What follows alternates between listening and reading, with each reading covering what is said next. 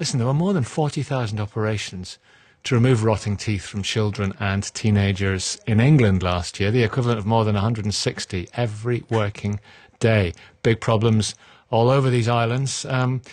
This particular figure is according to new NHS analysis from the Local Government Association, who blame it on excessive consumption of sugary food and drink and poor oral hygiene.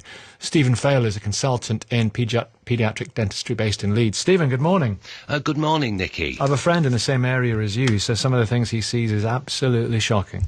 Yeah, these figures come as absolutely no surprise. I mean, I represent British Society of Paediatric Dentistry, and paediatric dentists welcome the attention that the Local Government Association have drawn to this huge number of decay-related extractions children are needing. For many of these children, these extractions follow toothache, infection, with tooth decay now being the most common single reason why children between 5 and 9 are having hospital treatment in England. And what's even more heartbreaking about this is that tooth decay in children is a largely preventable disease. Why don't the parents understand that?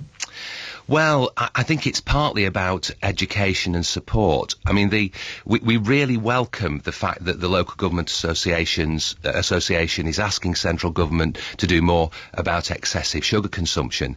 But prevention, including educating people and supporting people to reduce sugar consumption in their children, is critically important. And the 370 local councils that the LGA represents, they actually have a responsibility to make sure that adequate resources for decay prevention programmes are provided, and we want to see them getting more actively involved in supporting this nationally. It's education about how to have good oral hygiene and look after your teeth, but I guess it's also education about what you're eating, because so many people still don't realise the amount of sugar in so many foods.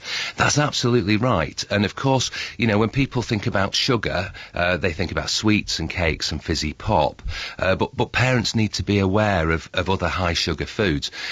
Your listeners may remember just a few weeks ago, Public Health England putting out some figures showing that children are consuming half their daily amount of sugar before they actually go to school.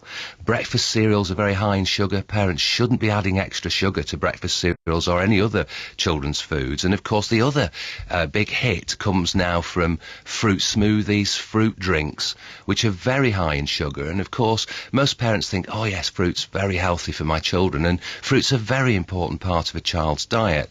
But we know that where parents are giving children lots of fruit drinks and fruit smoothies between meals, this is overloading the child with sugar. And it's not just tooth decay, of course.